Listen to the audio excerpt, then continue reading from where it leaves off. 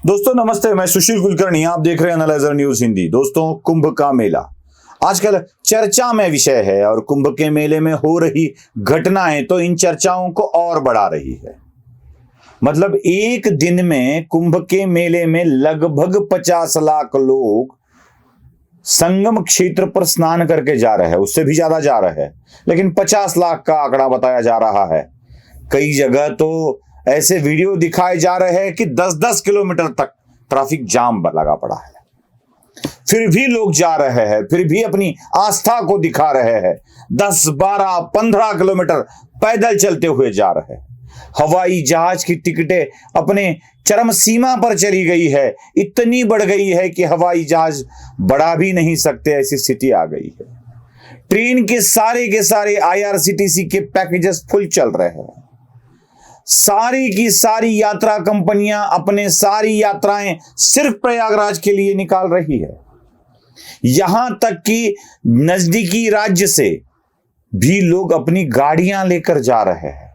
महाराष्ट्र से भी गाड़ियां भर भर कर लोग प्रयागराज के दर्शन और स्नान हेतु जा रहे हैं। इतनी स्थिति वहां पर भरी पड़ी है, इतने लोग आ रहे हैं और कुछ घटनाएं हो भी रही है। मैं महाराष्ट्र के उस मुख्यमंत्री और गृह मंत्री की तरह यह तो नहीं कहूंगा कि बड़े बड़े शहरों में छोटे छोटे हादसे होते रहते हैं, ऐसे तो नहीं कहूंगा, लेकिन एक बात जरूर है, जब सारी सीमाएं लांघ कर लोग आने लगते हैं तो छुटपुट घटनाएं हो ही जाती है। नदी किनारे या कहीं और ठंड से बचने के लिए टेंट लगाए जा रहे हैं और उसमें घास भरी जा रही है तो आग लगने ही वाली है। इस आग से बचने के लिए कुछ इंतजाम करना आवश्यक है। जो भगदड़ मची और उसमें बहुत सारे श्रद्धालु मरे, वह भी एक दुर्दैवी घटना थी। मुझे इन सारी घटनाओं में एक बात आपको बतानी है, और वो है कि कहीं प्रयागराज के महाकुंभ को बदनाम करने का षड्यंत्र पहले कुछ दिनों से तो नहीं बनाया जा रहा है। देखिए, प्रयागराज में कुंभ शुरू होते ही जो रीलें खबरें आने लगी वो क्या थी। प्रयागराज के कुंभ का महत्व और गंभीरता ही खत्म की जाए, इस तरह की बातें फैलाई गई। और मैं दावे के साथ कहता हूं, कुंभ को बदनाम करने वाले ही कुंभ में कुछ अप्रिय घटनाएं कर सकते हैं। 2 आग लगने की घटनाएं और एक ऐसी घटना हुई जिसमें आपको यहां बहुत सारे लोगों में भगदड़ मच गई और उसमें कई श्रद्धालु मर गए। एक जलगांव में एक्सीडेंट हुआ था और उसके पूर्व ही मैंने एक वीडियो कर दिया था, शायद वो मराठी में था, कि ऐसे आतंकी लोग जो अपघात में भी घात सूत्र करते हैं, जलगांव का एक्सीडेंट उसी घात सूत्र का हिस्सा था। कोई चाय बेचने वाला या कोई अन्य व्यक्ति, जहां आग नहीं लगी थी वहां आग लगी है, यह खबर पूरे ट्रेन में पहुंचा देता है और लोग दूसरे ट्रैक पर कूदने लगते हैं चलती ट्रेन से अपनी जानें बचाने के लिए, और जान खो बैठते हैं। उसी वक्त उद्यान एक्सप्रेस जाती रही होती है। याद रखिए, लोग मरे, ऐसा कोई तो है जो सोच रहा है, ऐसा कोई तो है जो इसके लिए काम कर रहा है।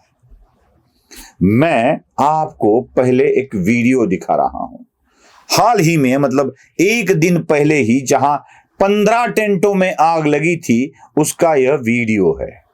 जरा इस वीडियो को ध्यान पूर्वक देखिए। पहले वीडियो देखिए और फिर क्या ध्यान पूर्वक देखना है यह मैं आपको दिखा देता हूं। पहले वीडियो देखिए।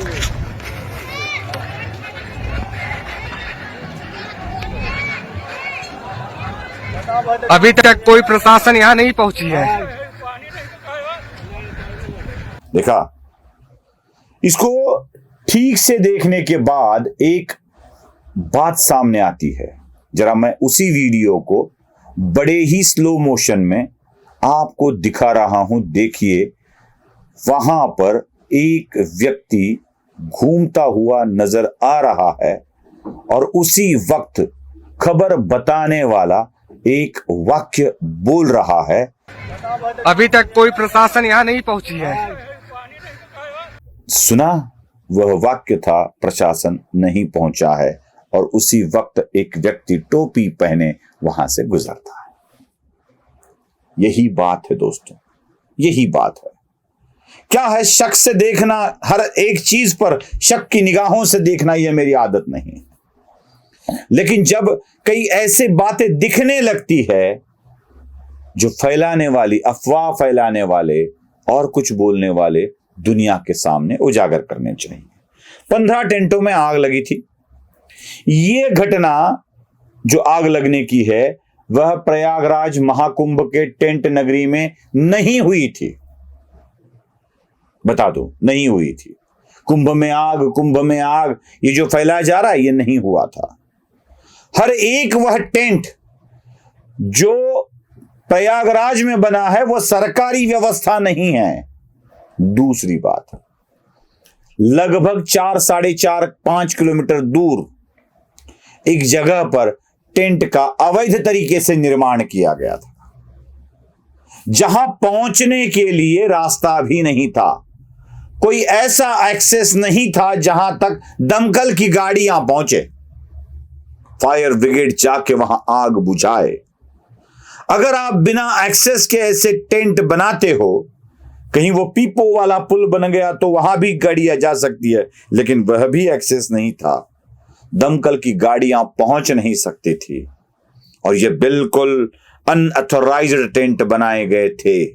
यह बात मैं नहीं कह रहा हूं, वहां के पुलिस कर्मचारी, अधिकारी बोल रहे हैं। जरा ठीक से सुन लीजिए। 40-45 मिनट के आसपास एक सूचना प्राप्त हुई कि टेंट्स में आग लगी है।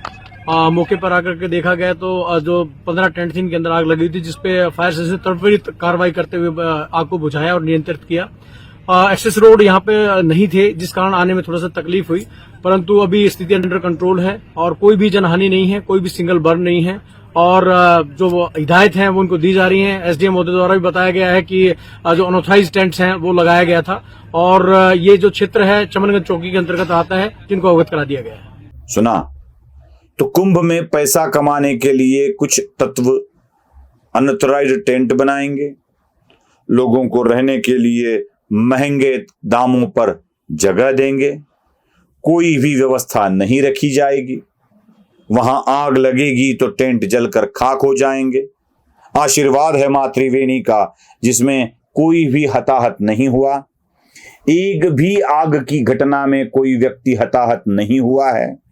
मैं धन्यवाद करता हूं उत्तर प्रदेश के प्रशासन का कि आगजनी में किसी व्यक्ति की मौत नहीं हुई है। मौत हुई है तो भगदड़ में हुई है, और भगदड़ में मौनिया उस अमावस्या के दिन क्यों मची, इसकी भी जांच होनी चाहिए। कोई तो है जो वहां पर कुछ अप्रिय होने की फिराक में है और जिसे उठा उठा कर बताया जाए कि वहां व्यवस्था नहीं थी।